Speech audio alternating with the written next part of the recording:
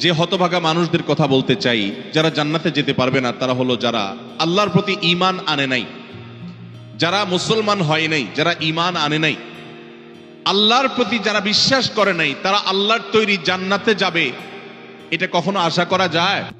যদি আল্লাহকে কেউ বিশ্বাসী না করে, আল্লাহর একত্ববাদকে স্বীকারই না করে, শিরকে লিপ্ত হয়, সে মুসলমানই না হয়, তাহলে সে আল্লাহর জান্নাতের প্রত্যাশা কোত্থেকে করতে পারে? একজন মানুষ তিনি মুসলমান না, তিনি অমুসলিম, তার ব্যক্তি জীবনে অনেক ভালো কাজ থাকতে পারে, অনেক ভালো অর্জন থাকতে পারে, কিন্তু তার ভিতরে ঈমান নাই। এই লোকটা আল্লাহর কাছে জান্নাতের আশা কখনো করতে পারে? যে আমার রবকে মানে না, যার আল্লাহর প্রতি ঈমানই নেই, বিশ্বাসই নেই, তার হাজারটা ভালো কাজ থাকতে পারে, আল্লাহ রাব্বুল আলামিনের কাছে সে কখনো জান্নাত প্রত্যাশা করতে পারে? যে আল্লাহকে স্বীকার করে না, সে আল্লাহর কাছে জান্নাত কিভাবে আশা করে?